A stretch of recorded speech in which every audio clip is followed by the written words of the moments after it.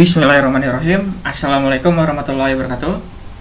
Halo semuanya, selamat datang di channel gua Fixplay 03. Jadi pada video kali ini gua bakal ngasih tutorial bagaimana caranya buat nginstal sistem operasi atau OS itu jenisnya Parrot OS. Nah, di sini di channel YouTube gua ada yang nanya gitu di video terakhir kalau nggak salah.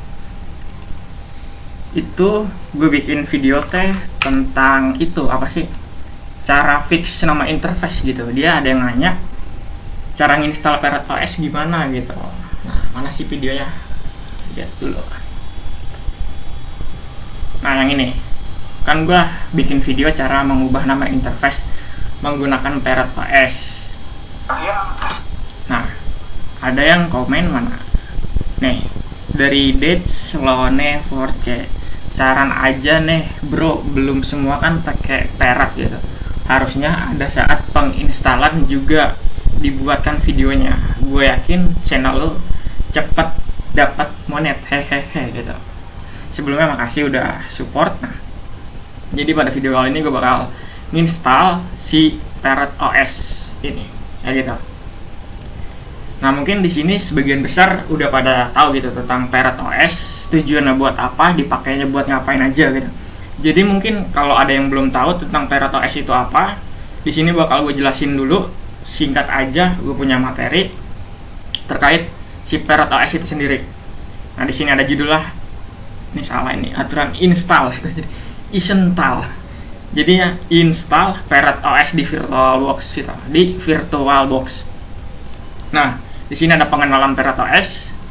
Apa itu Parrot OS? Parrot OS adalah sebuah sistem operasi yang dirancang khusus untuk para ahli keamanan cyber, penetration tester, dan juga forensic analis dan pengembang perangkat lunak dengan fokus utama pada privasi dan anonimitas. Dibangun di atas fondasi Debian, Parrot OS menyediakan lingkungan kerja yang ringan dan efisien, dilengkapi dengan beragam koleksi alat keamanan yang terintegrasi langsung, mulai dari alat untuk eksploitasi kerentanan, analisis forensik digital, hingga alat untuk enkripsi dan anonimitas seperti Tor dan juga Anonsurf. Meskipun dirancang untuk tujuan profesional, Parrot OS juga menawarkan antarmuka pengguna yang ramah, sehingga relatif mudah diakses atau digunakan oleh pengguna baru atau newbie yang tertarik untuk mendalami dunia keamanan cyber atau security gitu.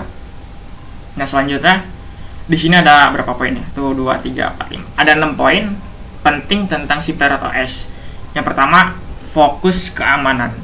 Maksudnya Parrot OS dilengkapi dengan berbagai alat yang dirancang untuk pengujian penetrasi, analisis forensik digital, dan aktivitas keamanan lainnya. Yang kedua, privasi. Parrot OS memiliki fitur seperti jaringan Tor dan juga Anonsurf yang membantu menjaga anonimitas atau kerahasiaan pengguna saat menjelajahi internet dan berkomunikasi. Poin ketiga, pengembangan.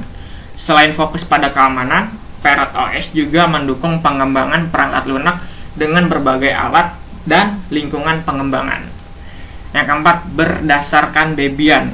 Parrot OS dibangun di atas basis Debian, salah satu distribusi Linux yang paling populer dan juga stabil.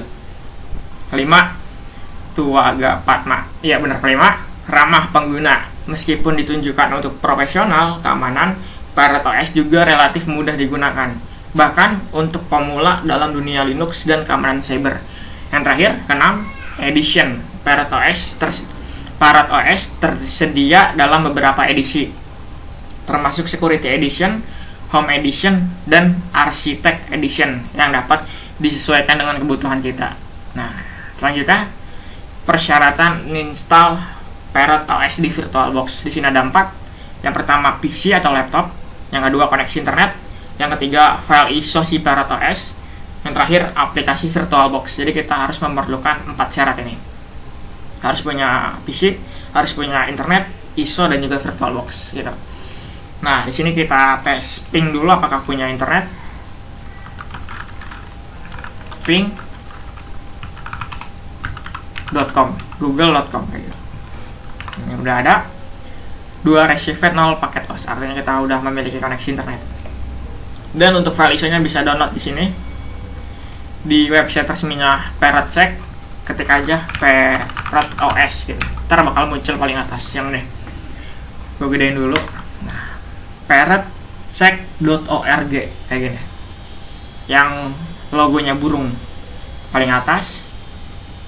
Nah, di sini ada sedikit penjelasan bahwa the operating system for hackers, for specialist security specialist, dan apa lagi nih? For developer. Jadi banyak itu fungsinya dan tujuannya. Bahkan sysadmin. Nah, untuk mendownloadnya bisa klik di sini download. Nah, di sini ada beberapa lah, berbagai gitu. Berbagai jenis yang bisa dipilih, mulai dari live, virtual, IoT, Docker, Debian, WSL gitu. Kalau mau install dia berbentuk ISO yang ini, live. Kalau mau nyoba-nyoba tanpa instalasi bisa yang virtual. Ini tuh berbentuk file kalau nggak salah FMDK, kalau nggak salah OVA gitu. Dia langsung make tanpa perlu install. Dia bisa untuk VirtualBox dan juga VMware. Kalau mau pakai IoT nih untuk Raspberry Pi bisa pakai yang ini. Kalau mau Docker yang ini, kalau mau ini yang ini gitu. Jadi bebas. Berhubung di sini mau nginstal, jadi pilih yang live. Nah, di sini seperti di presentasi bahwa dia berbagai edition atau edisi. Mulai dari security, home, dan juga HTB. Kayak gitu. Kalau security ini buat keperluan security atau ethical hacker. Kalau home ini buat daily use atau penggunaan sehari-hari.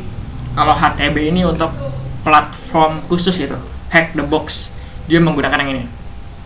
Berhubung di sini kita mau install yang security, kita pilih yang security yang sini.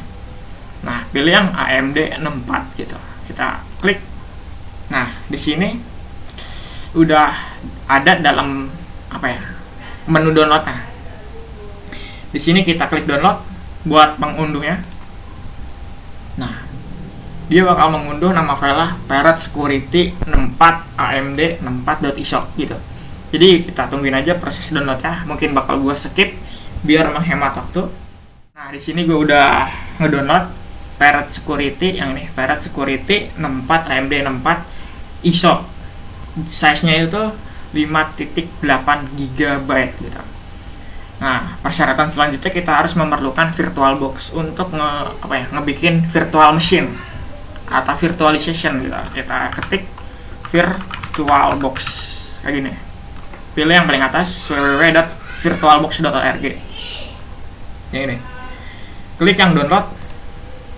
Nah, di sini ada berbagai platform atau sistem operasi. Bisa Windows, bisa Mac, bisa Linux, bisa disesuaikan aja dengan sistem operasi yang kita gunakan atau kita pakai. Berhubung di sini gue menggunakan Linux, gue nginstal waktu itu menggunakan yang Linux ini. Tapi kalau lu pakai Windows, klik aja, dia bakal ngedownload file exe-nya atau installernya. Nah, silang berhubung gue pakai Linux, jadi nggak usah gitu, nggak perlu sebenarnya. Nah, selain file installernya, dia juga harus membutuhkan VirtualBox extension tag-nya gitu. Biar nambah fitur lah. Nah, tinggal klik accept and download gitu. Nah, kalau udah di Windows juga dia kalau nggak salah memerlukan Visual C 2019 itu kalau nggak salah. Biar ini VCS Reddit kayak gitu. Biar bisa jalan si installer VirtualBox ya. Kalau mau lebih lengkap lagi tinggal cari aja di YouTube cara install VirtualBox di Windows gitu. Banyak di situ. Cara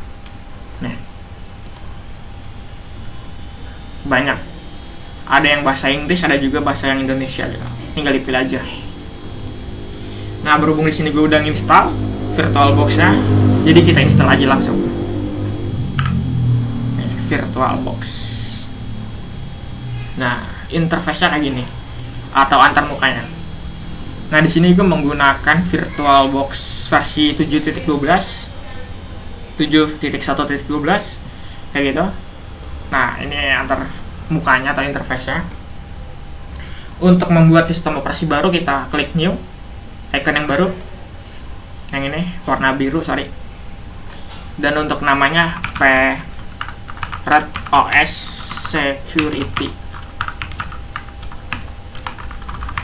Edition, kayak gini, biar beda aja kita. Nah, selanjutnya untuk foldernya antepin aja default bawaan VirtualBox.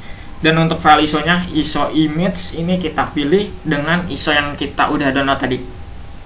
Nah, Parrot Security ini. Open. Nah, udah. Dia bakal mendeteksi otomatis tipenya Linux, subtipenya Debian, versinya Debian 64 bit. Kayak gitu. Nah, selanjutnya untuk bagian ini di skip aja. Unattended install. Di skip. Terus kita ke hardware kayak gini. Kita setting RAM-nya itu 4 GB minimal 4 GB. Kalau mau lebih sok gitu mah enggak aja, biar enak juga gitu, makanya biar ringan.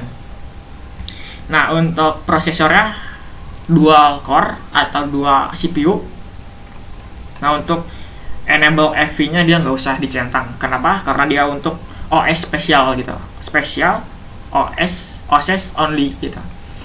Nah, hard disk kita kesini. Nah, pilih opsi yang ini, create a virtual hard disk now. Dia bakal membuat virtual hard disk sekarang. Lokasinya antepin aja default yang ini. Dan untuk size-nya kita setting menjadi 80. Bisa seterah sih sebenarnya. Bisa 50, 80, 100 itu sesuai gitu. Tergantung kapasitas hard disk kita gitu. Kemampuan laptop kita lah. Nah, untuk hard disk file tipenya and variannya kita pilih yang FDI, VirtualBox Disk Image gitu. Nah, kayak gini aja settingannya, kita finish. Udah jadi. Dan untuk selanjutnya kita ke menu setting. Nah, ini antepin aja semuanya, kita fokusin ke bagian network. Nah, ini. Nah, di sini kita udah centang, artinya udah diaktifkan enable network adapter ya. Dan untuk attached to-nya kita ganti ke bridge adapter biar kita menerima koneksi internet langsung dari laptop kita gitu. Dan untuk nama interface-nya disesuaikan. Di sini gue menggunakan interface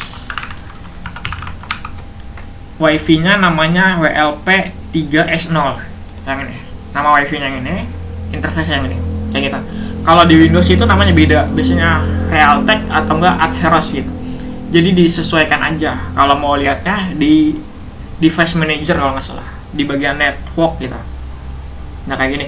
Dan untuk ininya Prometheus modenya kita ganti ke allow all kayak gini. Settingannya udah kayak gini, kita oke aja.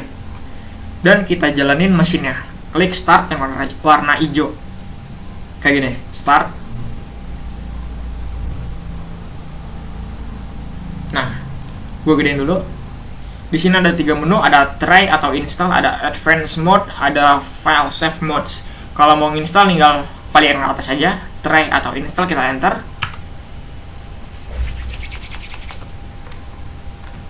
Nih, silang aja bala.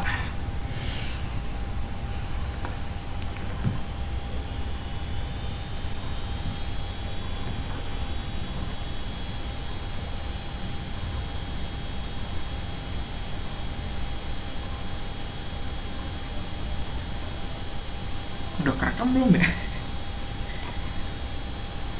Oh, udah. Kita tungguin. Nah, udah masuk ke dalam interface atau di dalam Linuxnya si Parrot OS. Nah, gue kecilin, gue gedein lagi biar dia gede gitu tampilannya. Nah, di sini kalau mau install tinggal klik 2 kali aja yang install Debian. Kita tungguin. Nah, di sini ada selamat datang ucapan gitu, welcome to the Calamaris installer for Parrot OS 6.4 dengan namanya Loricat. Nah, di sini kita disuruh memilih bahasa apa yang ingin kita pakai gitu dalam si OS kita nanti, Parrot OS ya. Kalau mau pakai bahasa Inggris ya ini aja, next. Kalau mau pakai bahasa Indonesia tinggal cari aja Indonesia kita. Di sini gue mau menggunakan bahasa Inggris, tinggal next aja. Nah, di sini kita disuruh memilih atau mengatur region kita dari mana dan juga zona kita ada di mana. Berhubung di sini Indonesia ada di Asia, kita pilih Asia, kayak gitu, region Asia dan zonanya Indonesia. Mana? Jakarta, sorry. Indo. Nih kayak gini, zona Jakarta. Nah, sebenarnya bisa tinggal diklik-klik aja gitu, dipencet-pencet si petanya kayak gini. Mana sih? Nah, kayak gitu. Kalau udah ini next. Nah, di sini kita disuruh mengatur layout keyboard yang ingin kita pakai. Di sini kita biarkan default aja. Kenapa? Karena kalau di utak-atik dia bakal error. Misalkan kayak gini. Tuh, dia bakal keganti nih. Ini berapa apa gitu. Jadi kita biarkan default aja. English US default. Oke. Nah, ada bener. Next. Nah, di sini ada dua tipe partisi. Nah, ada yang secara otomatis, ada juga yang manual partitioning gitu. Kalau erase disk ini dia bakal hapus semua data yang ada di storage ini, di VBox hard disk yang udah kita buat tadi gitu, yang virtual hard disk now gitu. Dia bakal menghapus semua data dan membuat partisi baru dalam satu partisi gitu. Nah, kalau yang manual dia bakal ngebikin partisi tapi secara manual dibagi-bagi gitu. Misalkan partisi root berapa, home berapa, swap berapa, dan juga yang lainnya berapa gitu. Berhubung di sini kita secara newbie atau pemula, kita pilih yang erase disk now, yang ini. Karena gampang gitu. Nah, di sini ada menu kayak gini, drop down. Nah, di sini ada no swap, swap no hibernate, swap with hibernate, swap to file. Nah, kalau no swap ini kita nggak menggunakan partisi swap. Kalau yang ini itu dia menggunakan partisi swap, tapi menonaktifkan fitur hibernate, gitu, hibernasi lah. Kalau yang ini swap with hibernate, artinya dia mengaktifkan fitur hibernasi. Kalau yang ini dia ngebikin swap, tapi di dalam file gitu. Kalau ini kan partisi, kalau ini file. Nah, biar lebih gampang dicerna atau dipahami, gue punya screenshotan gitu. Mana sih? Gitu. Gue nanya juga di AI Gemini gitu. Perbedaan utama antara ketiga jenis konfigurasi swap ini terletak pada cara sistem menangani ruang swap dan apakah fitur hibernasi didukung atau tidak gitu. Jadi di sini ada berbagai jenis, ada swap with hibernate, maksudnya dengan hibernasi. Konfigurasi ini membuat partisi swap atau file swap yang cukup besar untuk menampung seluruh isi RAM. Fitur hibernasi atau suspend to disk memungkinkan sistem menyimpan data dari RAM ke ruang swap, lalu mematikan daya. Saat komputer dinyalakan kembali, sistem akan memuat data dari ruang swap kembali ke dalam RAM, memungkinkan Anda melanjutkan pekerjaan dari titik terakhir gitu. Nah, yang kedua ada swap no hibernate atau no hibernasi. Dalam konfigurasi ini, partisi swap dibuat tetapi ukurannya tidak cukup besar untuk menyimpan seluruh isi RAM. Ruang swap hanya akan digunakan sebagai memori virtual atau cadangan saat RAM fisik mulai penuh. Jika sistem kehabisan RAM, data yang tidak aktif akan dipindahkan ke ruang swap untuk mencegah crash. Namun, fitur hibernasi tidak bisa digunakan sesuai dengan namanya, no hibernate gitu. Yang terakhir, swap to file. Alih-alih membuat partisi khusus, konfigurasi ini menggunakan sebuah file biasa di sistem berkas atau file system sebagai ruang swap. Keuntungannya adalah lebih fleksibel karena file swap lebih mudah diubah ukurannya dibandingkan partisi. Dari segi performa, pada umumnya perbedaannya tidak terlalu signifikan dengan partisi swap, terutama pada SSD modern. Konfigurasi ini juga dapat mendukung hibernasi asalkan ukuran file swap cukup besar. Jadi kita menggunakan ini, swap no hibernate gitu. Jadi kalau mau pakai hibernasi tinggal pilih aja kayak gini. Kalau enggak ya tinggal kayak gitu. Jadi sesuaikan aja. Gitu, tujuan kita apa. Nah, di sini dia bakal membuat dua partisi. Yang pertama parent dan juga swap. Kalau parent ini root, home dan juga yang lainnya disatukan. Dan untuk swapnya 8 GB gitu. Ini 72 GB. Nah, di sini kayak gini. Oke. Next.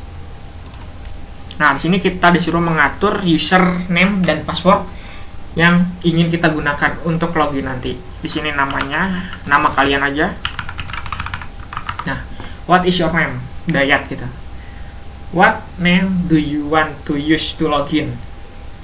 Nama apa yang ingin lu pakai buat login nanti? Di sini sesuaikan aja, samakan aja dengan yang ini, biar agak ribet gitu. Dan what is the name of this computer? Nah, ini nama komputernya mau apa gitu, bebas, bisa apa aja. Jadi biarkan default aja kayak gini biar mudah. Dan terakhir, choose a password to keep your account safe. Pilih atau ya pilih password yang sekiranya aman gitu buat akun lu. Di sini yang paling aman yaitu 123456778. 123456778. Ini password yang paling aman gitu. Dan di sini ada menu login automatically without asking for the password. Kalau nggak mau input password pas login, tinggal centang aja kayak gitu. Nah, di sini kita nggak centang, next. Nah, di sini ada summary atau preview dari settingan yang kita udah setting sebelumnya.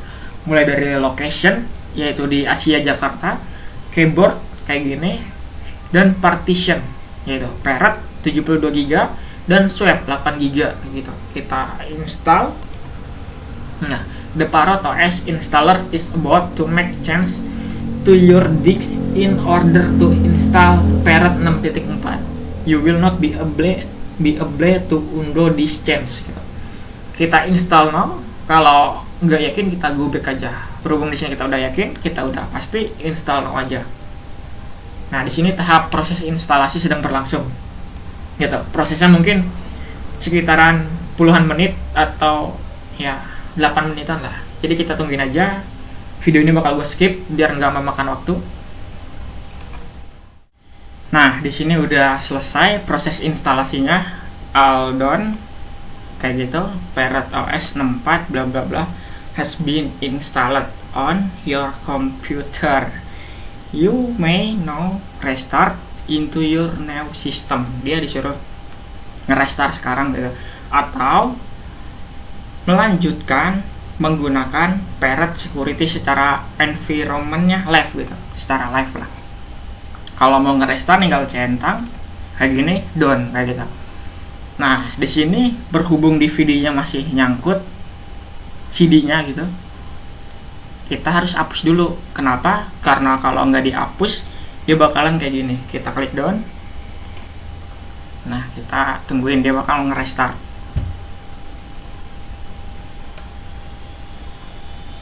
Nah, dia bakal masuk ke tahap instalasi awal, ke tahap yang pertama tadi gitu. Try install. Nah, kita hapus aja. Sebenarnya di sini kagak ngaruh gitu. Kita hapus remove disk from virtual drive. Nah, kita lihat apakah udah kehapus. Nah, udah. Nah, selanjutnya kita reset atau kita restart. Nih, reset. Do not show this message again. Reset kayak gitu.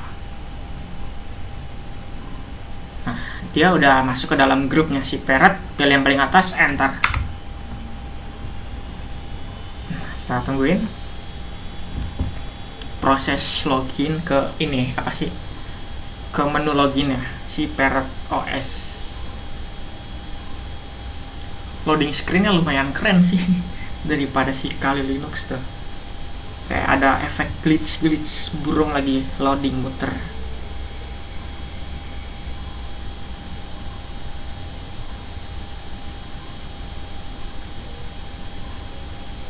Kita tungguin aja.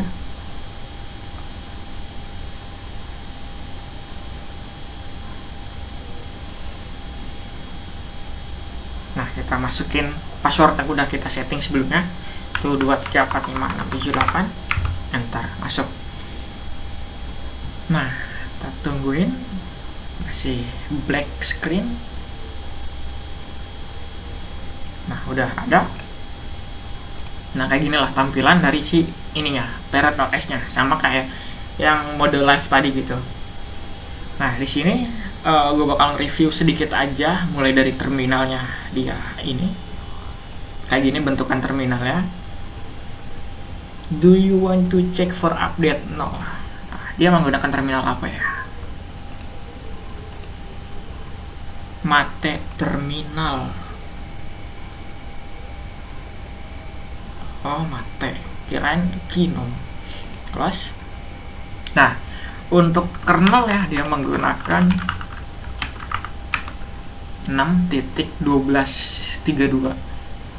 AMD 64. Kalau di Kali Linux yang terakhir kalau nggak salah 6.12.33 plus berapa gitu kalau nggak salah, cuma beda satu lah ya gitu. Nah, selanjutnya kita cat etc os release, kita lihat info dari sistem operasi kita gitu. Pretty name Parrot Security 64 Loricat. Nah, Parrot Security versi 64 Loricat, namanya Lori, ID-nya Debian, URL yang ini kayak gitu. Nah, kayak gini seputar terminalnya ijo-ijo ala-ala old school kayak gitu. Nah, selanjutnya bakal gue review apa lagi ya, aplikasinya mungkin aplikasi. Nah, di sini ternyata ada Firefox, Pluma text editor. Nah, kayak gini sama kayak Gedit kalau nggak salah ini. Dan ada ini VS Codium, versi ininya anak apa ya, mirip kayak Visual Studio Code sih sebenarnya, VS Code, cuman lebih ringan lah kalau nggak salah dari si ini Visual Studio Code kayak gitu. Nah, kayak gini. Dan juga ada extensionnya, kalau mau install tinggal klik yang ini. Terus di bagian application, nah seperti di ini gua presentasi gua ada dia fitur yang namanya privacy atau privasi lah. Ada unknown source, ada cryptography, dan juga yang lainnya. Kayak gini. Tinggal mau aktifin, tinggal start, udah kelar kayak gitu. Nah, untuk Office dia udah ada Libre gitu kan. Apa sih namanya? Alternatif dari Microsoft Word, Excel, dan juga PowerPoint itu. Ada Writer, alternatif ini apa sih Microsoft Word, dan untuk Calc ini alternatif untuk Excel, dan Impress untuk alternatif PowerPoint kayak gitu. Jadi nggak usah khawatir tentang menulis dokumen nanti. Dan untuk internet ada Chromium web browser, ada Firefox, ada Onion. Wah, Onion nih keren nih buat masuk ke dalam apa ya namanya, ini dark web kalau nggak salah. Ada Tor. Nah, ini satu paket nih, Onion sama Tor. Ada Remina. Untuk bagian grafis dia udah terinstall EY of Mated Image Viewer gitu buat ngelihat image lah. Ada GNU Image Manipulation Program. Apa ini? Buat ngedit lah.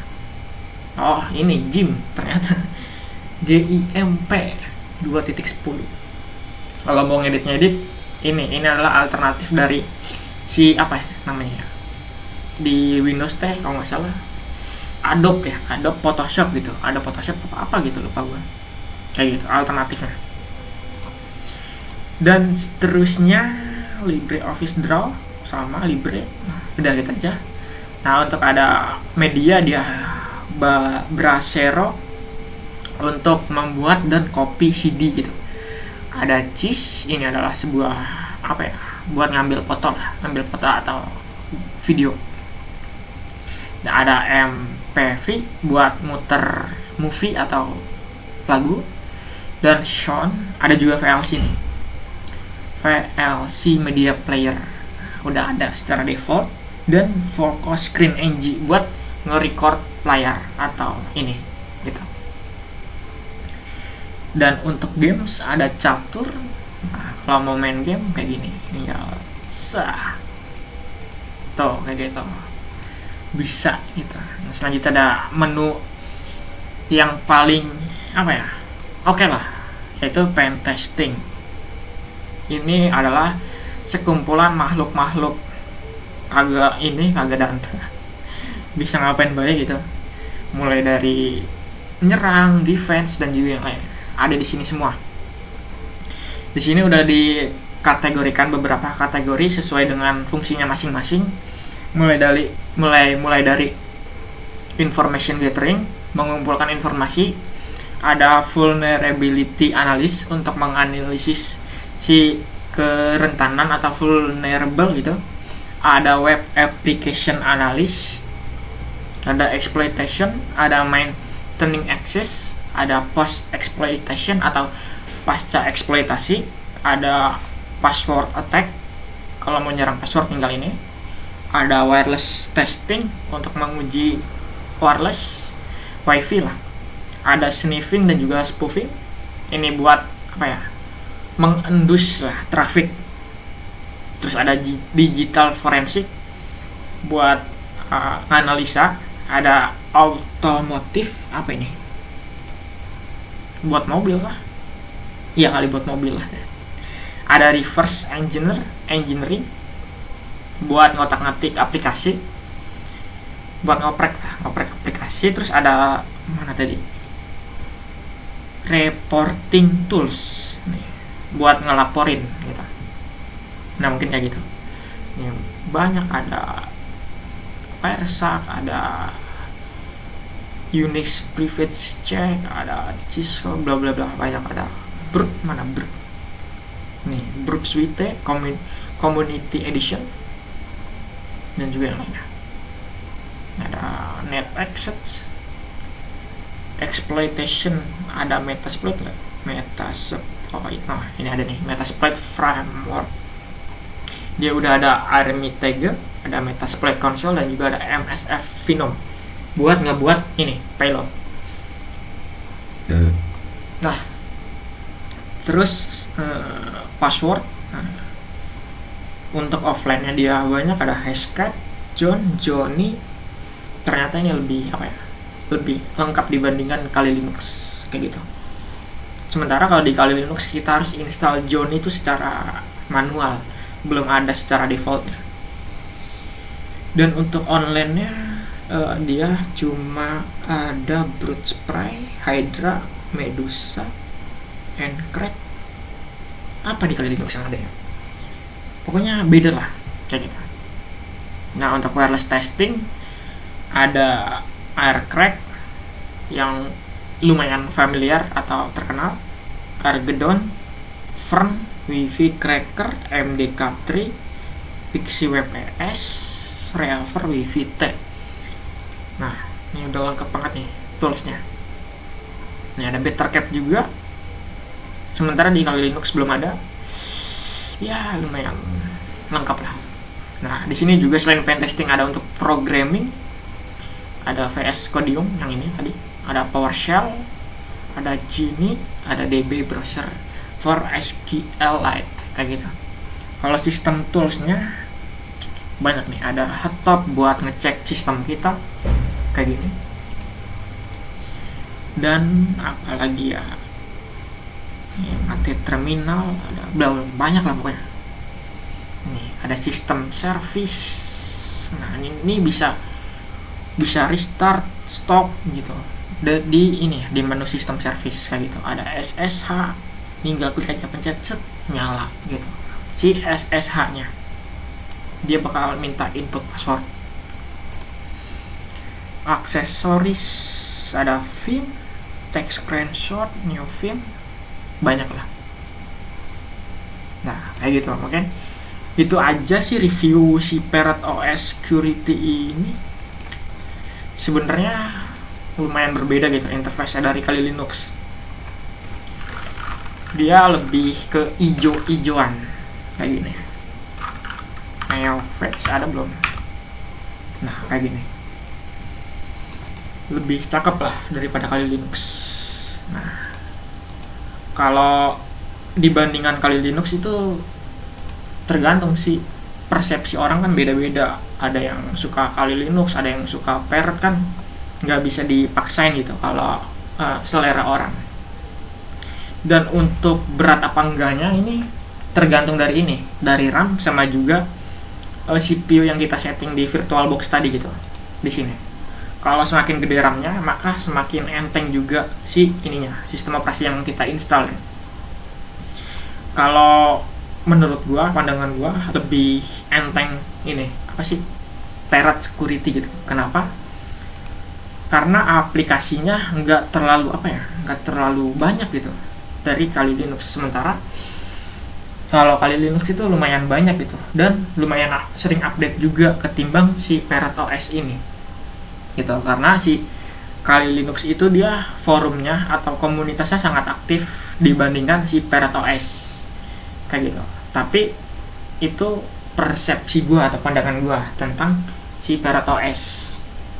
Jadi kalau menurut lo si Kali Linux lebih ringan dari Parrot OS, ya monggo gitu kan, itu kan persepsi lo, bukan persepsi gua gitu. Nah mungkin itu aja cara install sekaligus review sedikit tentang Parrot OS Security ini.